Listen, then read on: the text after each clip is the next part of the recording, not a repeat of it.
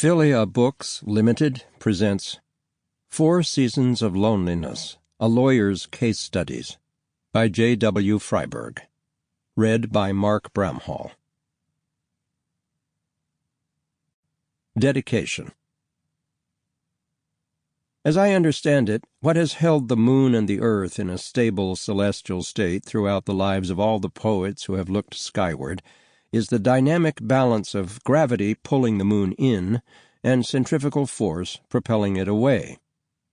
And as I understand it, what keeps each of us in a stable psychological state throughout our lives, as we each write our own poetry, are the connections to our family that hold us close in, and the connections to our friends and colleagues that propel us outward into the world.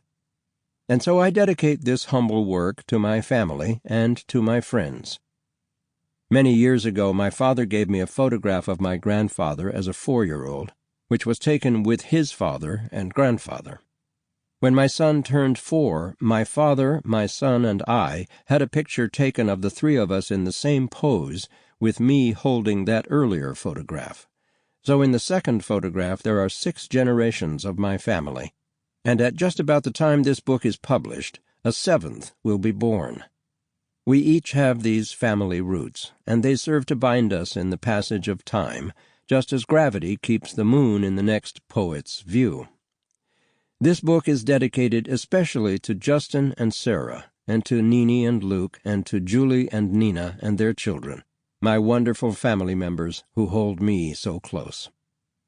This book is also dedicated to all the friends who have come on board during the 72-year voyage I have been sailing. Some have left at earlier ports, and some have been buried at sea, but there has always been room for new shipmates to help hoist the sails and tend the tiller. We each have our own network of friends and colleagues, and this book is all about how important they are in our lives, and what happens to those among us who fail to make and nourish these connections. Prologue. Loneliness. The perception of inadequate connections. This book is about loneliness, not solitude. By solitude, I mean the state of mind of those few among us who, reportedly, can be alone without becoming lonely.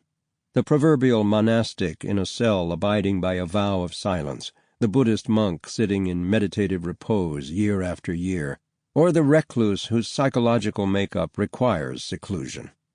Personally, I've never met such a person. Loneliness, in contrast, is an unwelcome sensation familiar to the rest of us. We experience loneliness when we perceive detachment or separation from those we care about. This happens to us in all the phases, or seasons, as I call them, of our lives. Could there be anyone reading these words who has not, from time to time, felt lonely when sensing distance and disconnection from others? Distinct from our personal moments of garden-variety lonesomeness is the devastating chronic loneliness of those who lead truly isolated, solitary lives, with no one to go home to, no one to call or be called by, no one to care for, and no one who cares. An ever-increasing percentage of the U.S. population now lives alone. In 1970, only 17% of us did. By 2012, that number had grown to 27%. Think about it.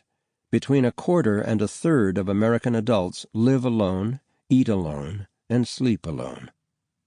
Is there any way to know whether these 44 million Americans are chronically lonely? Could it be that many of them are at peace with their solitude? Author Robert Putnam, former dean of the John F. Kennedy School of Government, takes a strong position on this issue in his aptly titled book, Bowling Alone, in which he presents research findings indicating that contemporary American society is producing extensive chronic loneliness, not tranquil solitude. Is he correct? Can we know? Well, it turns out we can know. Thanks to the UCLA Loneliness Scale 3, we actually have powerful statistics that address just this question.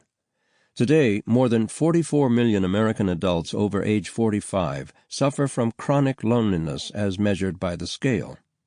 That number means that 35% of American Sample complete. Ready to continue?